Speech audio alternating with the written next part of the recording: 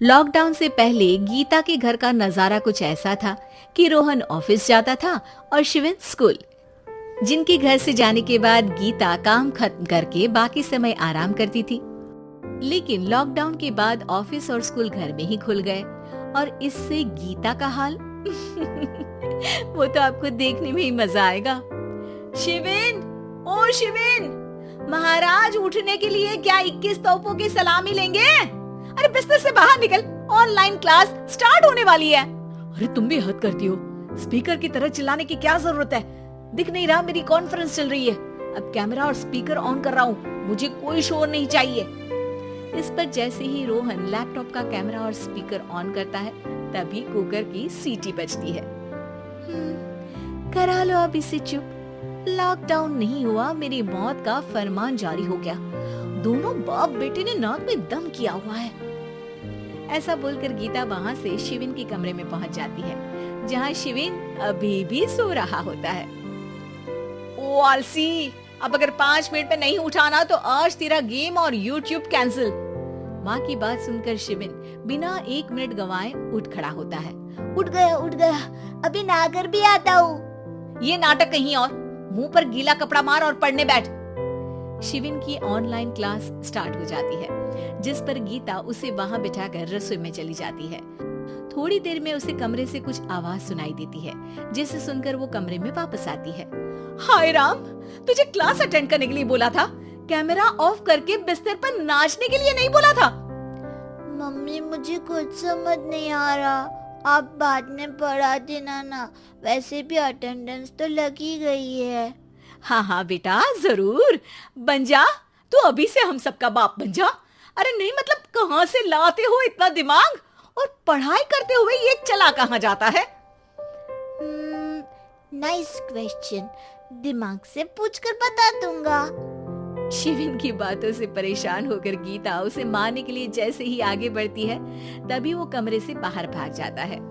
अब शिविन आगे आगे और गीता हाथ में चप्पल पकड़े उसके पीछे पीछे पूरे घर में दोनों घूम रहे होते हैं। इसी बीच वो रोहन के पास पहुंच जाता है और शिविन को मारने वाली चप्पल रोहन के लैपटॉप पर जाकर गिरती है। ओए माँ! मम्मी, अब पापा को चप्पल मार रही हो? वो आज तक के रिपोर्टर, चुपचाप जाकर क्लास अटेंड कर ले, नहीं तो अगली तेरे पीछे लगेगी।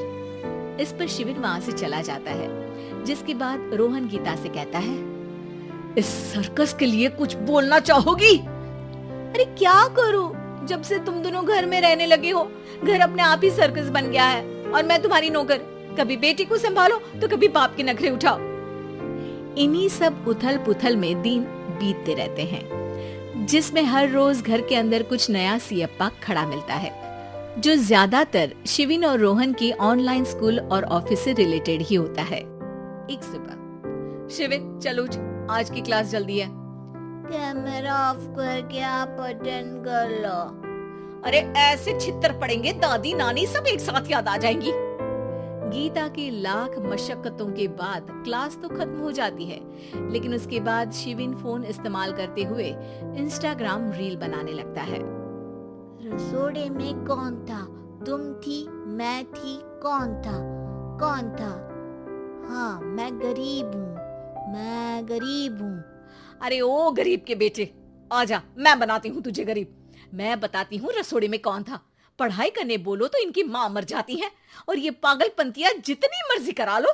गीता शिविन को डांट रही होती है, तभी रोहन बीच में बोल पड़ता है, अरे बच्चा ही तो है, इतना गुस्सा क्यों कर रही हो? बेटे का साथ देने की इसी एक कोशिश में अब शिविन के साथ साथ रोहन भी गीता के गुस्से की सूली पर चढ़ जाता है। अगर बेटे पर इतना ही प्यार आ रहा है तो इसे क्लास अटेंड क्यों नहीं कराते, इसका होमवर्क क्यों नहीं कराते?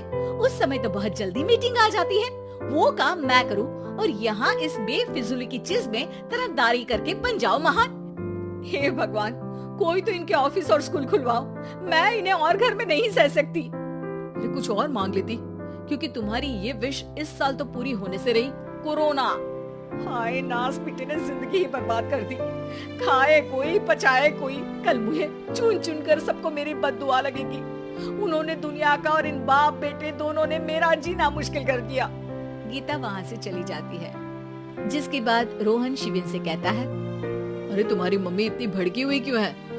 आपकी वजह से पूरा समय घर में रहते हो और उस पर कोई काम कराने की जगह बस ऑर्डर देते रहते हो। अच्छा बेटे, सारा इल्जाम मुझ पर? पूरा दिन तो वो तुम पर ही चिल्लाती है।